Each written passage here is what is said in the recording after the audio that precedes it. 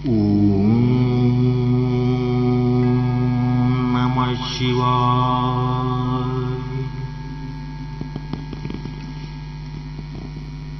आज मैं आपको सोमवार के व्रत की विधि व उसकी कथा को सुनाऊंगा।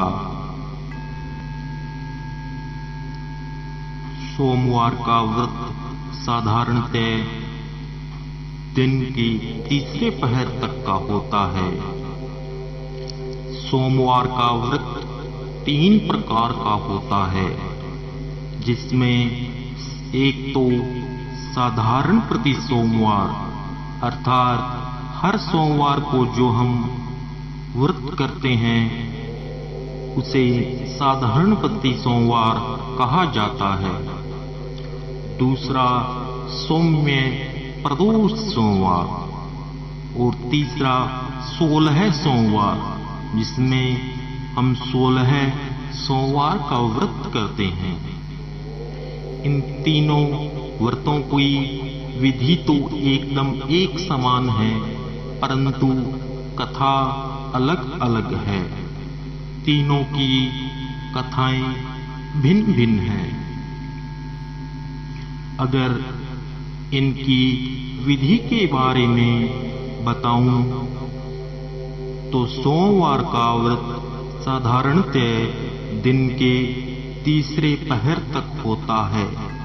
व्रत में फलाहार या पारण का कोई खास नियम तो वैसे नहीं है, किंतु यह आवश्यक है कि दिन रात में केवल एक समय ही भोजन करें। सोमवार के व्रत में भगवान शिव जी और माता पार्वती का पूजन करना चाहिए। सुबह स्नान आदि से निवृत्त होकर स्वच्छ वस्त्र धारण करें। इसके बाद भगवान शिव और माता पार्वती का पूजन शांत चित्त होकर करें एवं माता पार्वती व भगवान शिव का स्मरण करें। पूजन करने के पश्चात ही कथा को सुनना चाहिए। कभी भी पूजन से पहले कथा को नहीं सुनना चाहिए। यही सोमवार व्रत की विधि है।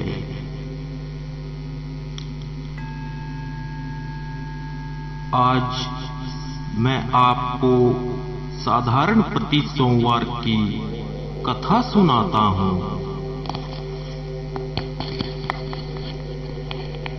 एक साहूकार था, जिसके घर धन आदि किसी भी प्रकार की कमी नहीं थी, परंतु उसके कोई भी पुत्र नहीं था।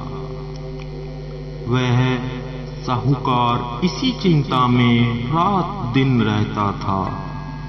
वह पुत्र की कामना के लिए प्रति सोमवार को भगवान शिव का व्रत व पूजन किया करता था तथा सायंकाल को शिव मंदिर में जाकर भगवान शिव जी के श्री विग्रह के सामने दीपक जलाया करता था। उसके इस भक्ति भाव को देखकर एक समय माता पार्वती जी ने भगवान शिव से कहा कि महाराज, यह साहूकार आपका अनन्य भक्त है और सदैव आपका व्रत और पूजन बड़ी ही श्रद्धा से करता है और हमेशा आपका ही स्मरण करता है, तो इसकी मनोकामनाओं को आपको पूर्ण करना चाहिए। भगवान शिव ने कहा कि हे पार्वती, यह संसार कर्म क्षेत्र है। इस संसार में जो जैसा कर्म करता है उसे वैसा ही फल मिलता है। माता पार्वती जी ने अत्यंत आग्रह से कहा कि महाराज, यह आपका अनन्य भक्त है और इसका दुख आपको अवश्य ही दूर करना चाहिए। भगवान शिव जी कहने लगे कि हे पार्वती, इसके भाग्य में पुत्र न होने पर भी मैं इसको पुत्र की प्राप्ति का वर देता हूं, परंतु यह पुत्र केवल 12 वर्ष तक ही जीवित रहेगा। इसके पश्चात वह मृत्यु को प्राप्त हो जाएगा। इससे अधिक मैं और कुछ इसके लिए नहीं कर सकता। यह सब बातें साहूकार सुन रहा था। इससे उसको न कुछ प्रसन्नता हुई और न ही कुछ दुख हुआ। वह पहले जैसा ही भगवान शिव महाराज का सोमवार को व्रत करता और पूजन करता था। कुछ समय व्यतीत हो जाने पर साहूकार की स्त्री गर्भवती हुई और 10वें महीने उसके गर्भ से अति सुंदर पुत्र की प्राप्ति हुई। साहूकार के घर में बहुत खुशी बनाई गई, परंतु साहूकार ने उसकी केवल 12 वर्ष की आयु जानकर कोई अधिक प्रसन्नता प्रकट नहीं की। जब वह बालक 11 वर्ष का हो गया तो उस बालक की माता ने उसके पिता से विवाह आदि के लिए कहा, तो वह साहूकार कहने लगा कि अभी मैं इसका विवाह नहीं करूंगा, अपने पुत्र को काशी जी पढ़ने के लिए भेजूंगा। फिर साहूकार ने अपने साले अर्थात उस बालक के मामा को उसको बहुत सा धन देकर कहा कि तुम इस बालक को काशी जी पढ़ने के लिए ले जाओ और रास्ते में जिस स्थान पर भी जाओ यज्ञ करते जाना और ब्राह्मणों को भोजन कराते जाना। वह दोनों मामा भांजा यज्ञ करते और ब्राह्मणों को भोजन कराते काशी जी जा रहे थे। रास्ते में उनको एक शहर मिला। उस शहर में राजा की कन्या का विवाह था और दूसरे राजा का लड़का जो विवाह कराने के लिए बारात लेकर आया हुआ था, वह एक आंख से काना था।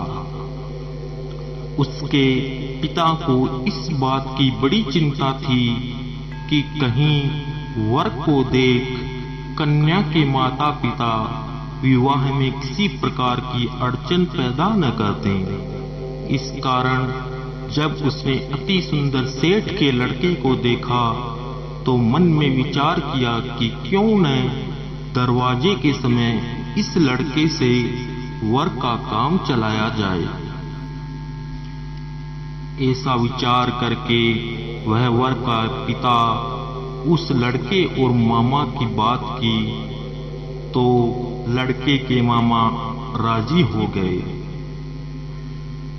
फिर उस लड़के को वर के कपड़े पहनाकर, जो कि साहूकार का था, तथा घोड़ी पर चढ़ा दरवाजे पर ले गए और सब कार्य प्रसन्नता से पूर्ण हो गया। फिर वर के पिता ने सोचा कि यदि विवाह कार्य भी इसी लड़के से करा लिया जाए तो इसमें क्या बुराई है। ऐसा विचार कर लड़के और उसके मामा से कहा, यदि आप फेरों का और कन्यादान के काम को भी करा दें तो आपकी बहुत बड़ी कृपा होगी और मैं इसके बदले में आपको बहुत सा धन दूंगा।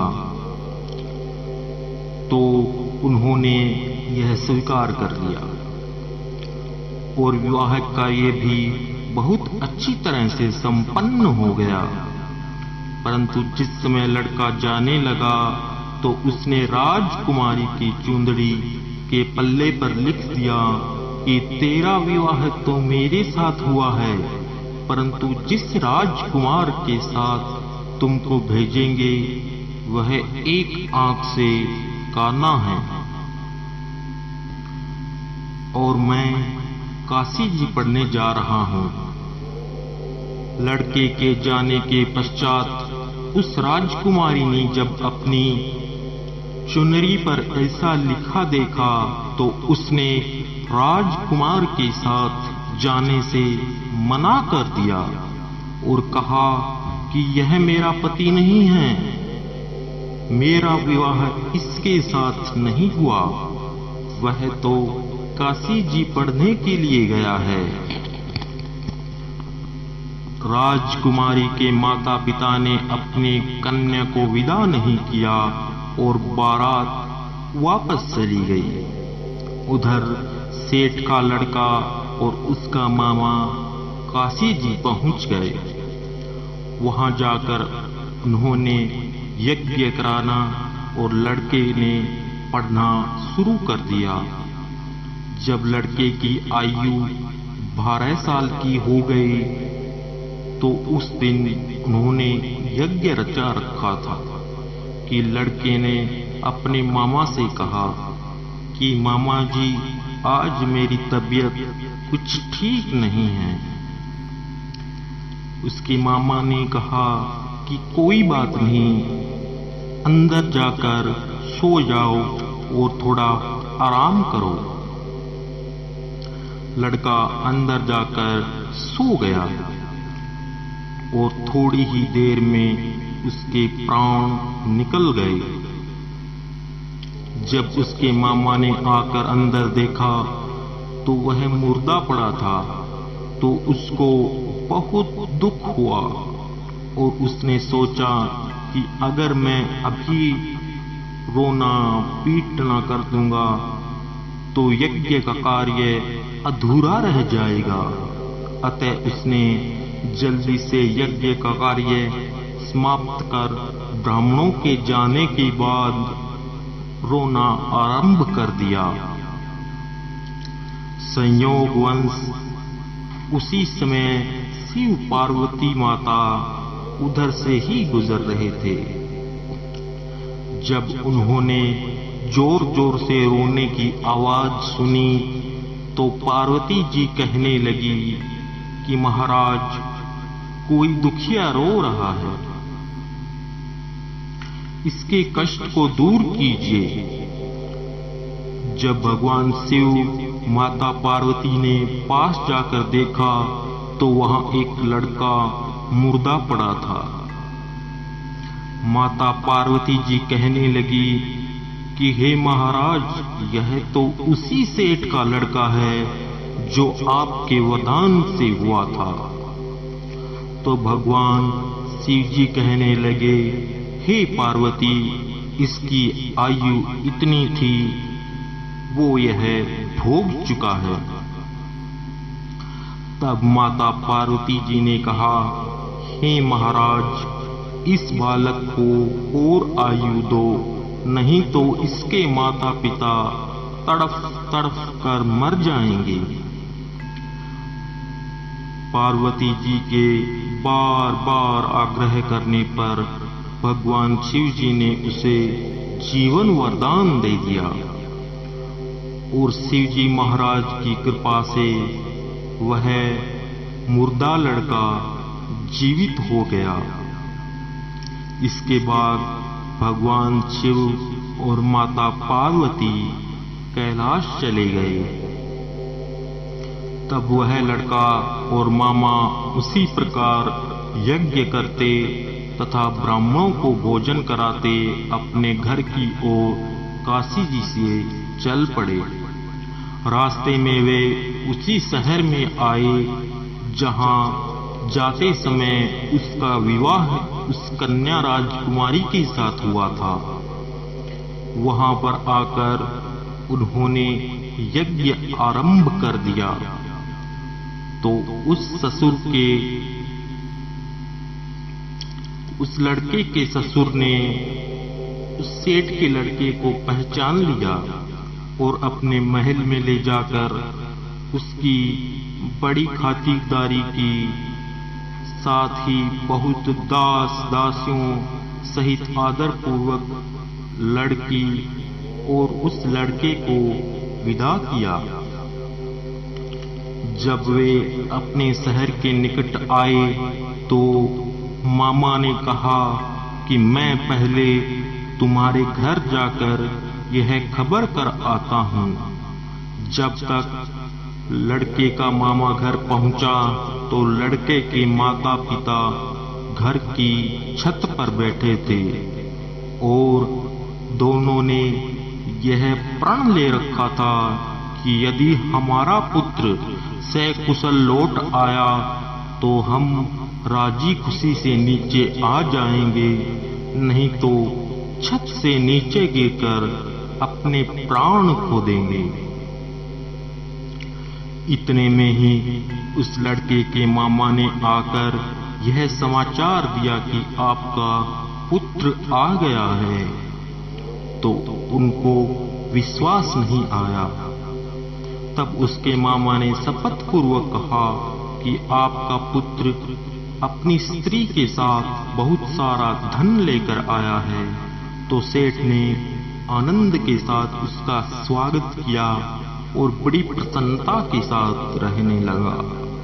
इसी प्रकार से जो कोई भी सोमवार के व्रत को धारण करता है तथा इस कथा को सुनता है, पढ़ता है, उसकी समस्त मनोकामनाएं पूर्ण होती है।